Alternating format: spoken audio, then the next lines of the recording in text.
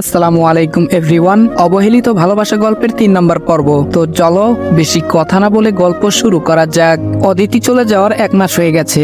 এখন তার সঙ্গে কোনো প্রকার যোগাযোগ নেই বললেই চলে। এইদিকে হোটেল থেকে খাবার খেতে খেতে একদম অতিষ্ঠ হয়ে গেলাম এবং অদিতিকে বাড়িতে ফিরিয়ে আনার সিদ্ধান্তে উপনীত হলাম।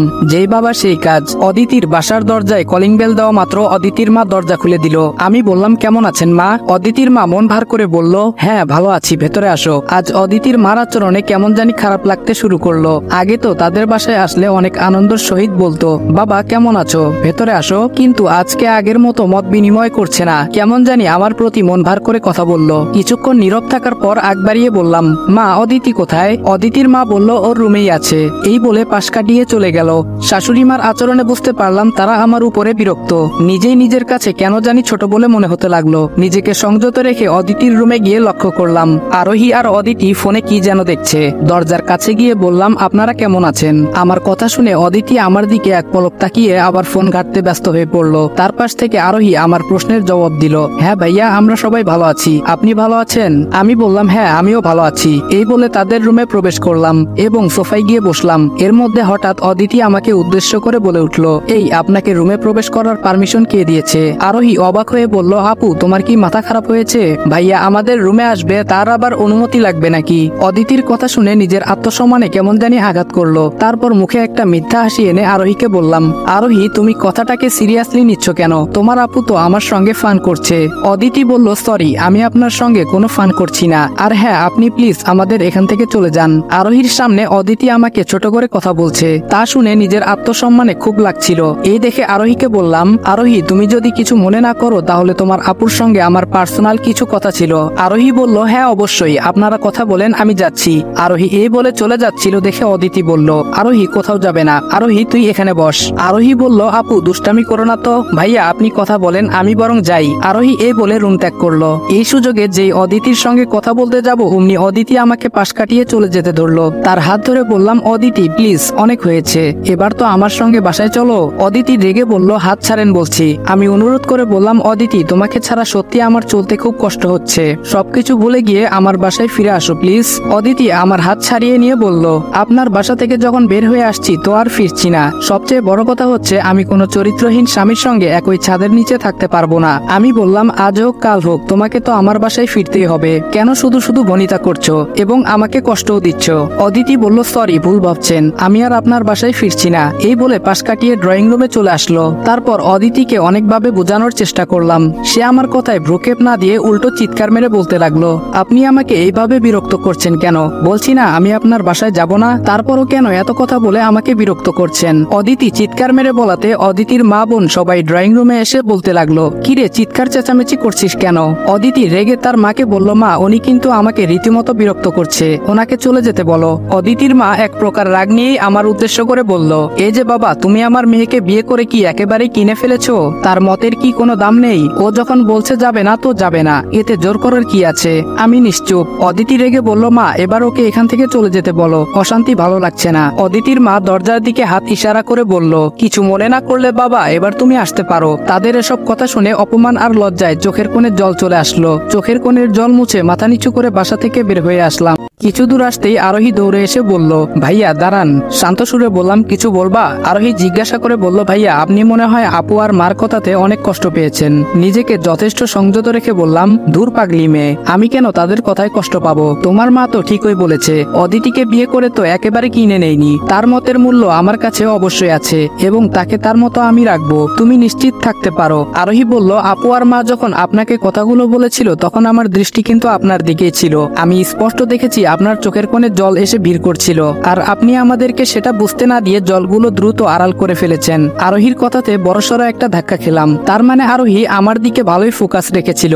যাই হোক, তার সঙ্গে আর বিষয়টাকে গোপন রেখে লাভ নেই, বলেই ফেলি, তোমার আপু যে আমাকে এতটা অপমান করবে তা আমি কখনো কল্পনা করিনি। ভেবেছিলাম এতদিনে হয়তো তার সব রাগ অভিমান ভুলে গেছে, কিন্তু এখন দেখছি আমার প্রতি সেই আগের মতোই রাগ ঘৃণা জমে আছে। আজ যে আচরণগুলো আমার সঙ্গে করলো মনে হচ্ছিল আমি কোনো এক দুঃস্বপ্নে এসব দেখছি। আরোহী বলল, মা আর আপু আসলেই আপনার প্রতি একটু বিরক্ত ছিল, যার দরুন আজ এসব কথা বলে ফেলেছে। ভাইয়া তাদের হয়ে আমি ক্ষমা চাচ্ছি, প্লিজ মনে কষ্ট নিয়েন না। আমি বললাম, দূর পাগলি, আমি কোনো কষ্ট পাইনি, আমি তো কথাগুলো শুনেই আরেক কান দিয়ে বের করে ফেলেছি।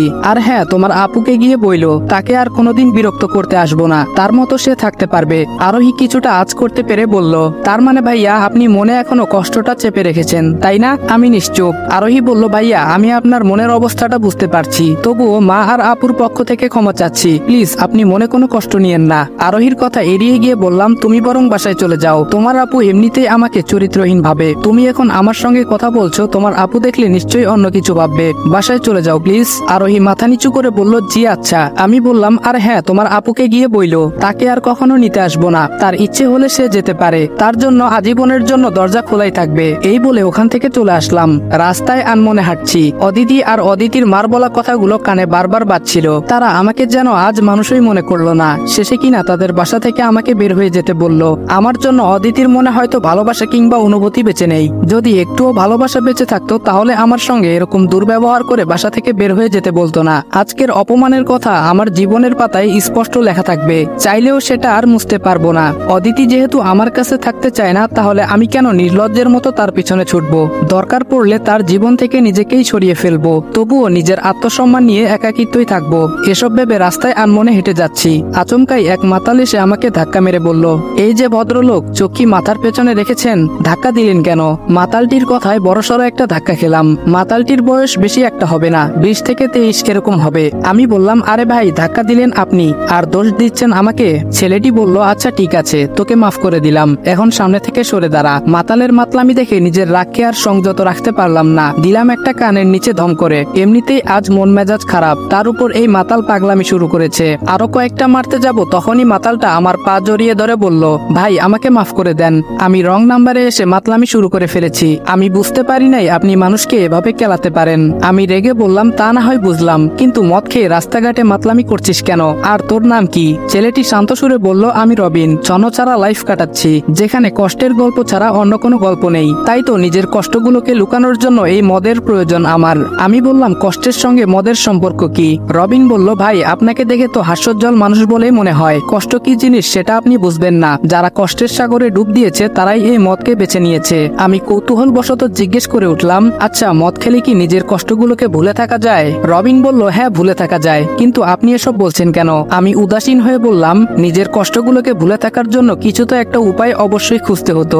আজ যেহেতু তুই আমাকে ড্রিঙ্কস করার কথা বলছিস, তো চল আজকে একটু খেয়ে বোঝার চেষ্টা করব নিজের কষ্টগুলোকে ঠিক কতটুকু ভুলে থাকা যায়। রবিন ভ্রু কুঁচকে বলে উঠল, ভাই আপনি কেন এসব খেতে যাবেন? নেশার জগতে তারাই একমাত্র নিজেকে বিলিয়ে দেয় যাদের মনে কষ্ট বেদনা নিয়ে ঘোরাফেরা করে, এবং কি তাদের কথাগুলো শুনবার মতো কেউ নেই, তারাই এই পথ অবলম্বন করে। কিন্তু আপনাকে দেখে তো হাস্যোজ্জ্বল মানুষ বলে মনে হচ্ছে। রবিনের সঙ্গে এক দুই কথায় ভালোই পরিচিত হয়ে গেলাম। সেদিনই প্রথম রবিনের সঙ্গে ড্রিঙ্কস করলাম। ড্রিঙ্কস করার পর নিজেকে অনেকটাই হালকা লাগছিল, এবং সেই দিন থেকেই একাকিত্ব কাটানোর জন্য নেশাটাই অবলম্বন করে নেই। ভেবেই নিয়েছিলাম যেখানে আমার বাবা মা আমার সঙ্গে নেই, যাকে এতটা ভালোবেসে বিবাহ করে স্ত্রীর মর্যাদা দিলাম, সেও এখন আমাকে ছেড়ে গেল। এই নরকময় জীবনে মদকে সঙ্গ নিলে মন্দ হবে না, এসব ভেবেই নেশার দিকে ধীরে ধীরে অগ্রসর হতে লাগলাম, এবং বাবা মা কিংবা অদিতিকে দিনে দিনে ভুলেই গেলাম। সকালে ঘুম থেকে উঠে ফ্রেশ হয়ে হোটেল থেকে খাবার খেয়ে ক্লাস নিতে চলে যেতাম, এবং ছুটির পর রবিনের সঙ্গে মদ নিয়ে আড্ডা দিতাম। একটা সময় রবিনের সঙ্গে ভালোই বন্ধুত্ব হয়ে যায়, যার দরুন আমার পক্ষে ড্রিঙ্কস করাটা আরো সহজ হয়ে গেল। নেশার জগতে গিয়ে কেন জানি অদিতির কথা একদম ভুলেই যাই। আগে অদিতির কথা মনে হলে খারাপ লাগতো, কিন্তু এখন আর তা মনে হয় না। সবকিছুই এখন আমার কাছে স্বাভাবিক বলে মনে হতে লাগলো। এইদিকে নেশাটাও আমাকে দিন দিন ঘায়েল করে ফেলছে, সেটা আমি ভালো করে বুঝতে পারতাম, কিন্তু সে জগৎ থেকে বের হওয়া কোনোভাবেই সম্ভব না। এভাবেই কেটে গেল 3টা মাস। এখন অবধি অদিতি আমার কোনো খোঁজ খবর নেয়নি। অদিতি ভালো করেই জানতো তাকে ছাড়া আমার আর কোনো সমস্যা হোক বা না হোক, খাবার দাবারের সমস্যা হবে, কিন্তু এগুলো জানার পরও কখনো মেসেজ কিংবা কল করে ভালো মন্দ জিজ্ঞেস করেনি। এভাবে 3 মাস কেটে যাওয়ার পর বাবা মা ও ভাইয়া তারা আমার সঙ্গে আগ বাড়িয়ে কথা বলতে শুরু করে। যদিও আমি তাদের কথা বেশি একটা গুরুত্ব দেই না, তারপরও কেন জানি তারা আগ বাড়িয়ে কথা বলতে আসে। হয়তো আমার করুণ অবস্থা দেখে তাদের মায়া হচ্ছিল। বাবা মা ভাইয়া তাদের সঙ্গে নীলা ভাবিও যে পরিবর্তন হয়ে যাবে তা কখনো দুঃস্বপ্নেও কল্পনা করিনি। এই তো 2 দিন আগের কথা। ঘুম থেকে উঠে ফ্রেশ হয়ে ক্লাস নিতে বের হচ্ছি, এমন সময় নীলা ভাবি আমার সামনে আচমকাই এসে বলল, রনি কেমন আছো?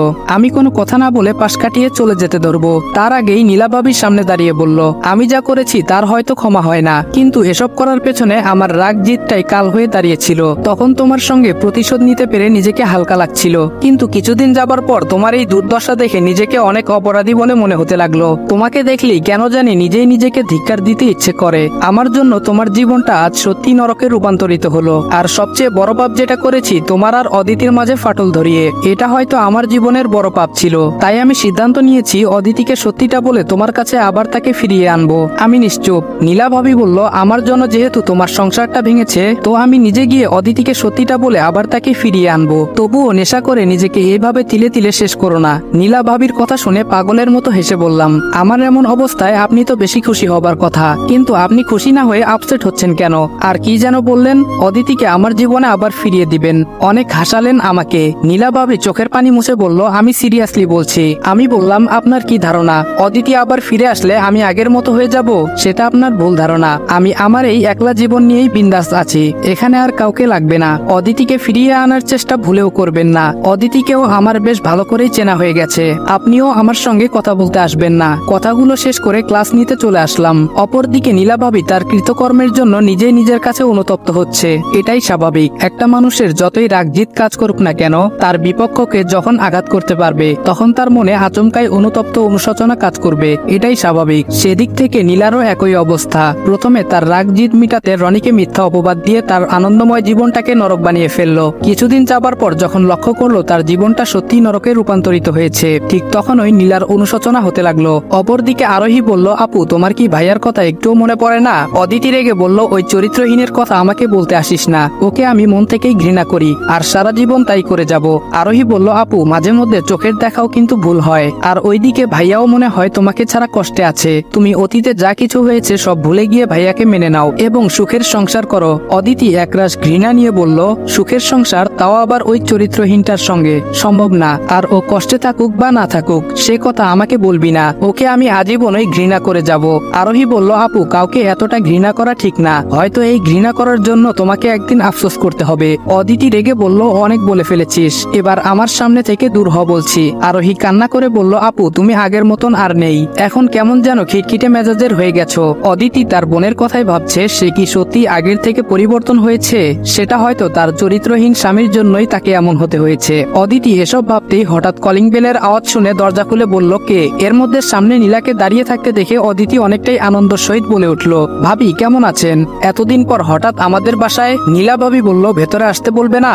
অদিতি বলল, হ্যাঁ অবশ্যই, ভেতরে আসেন।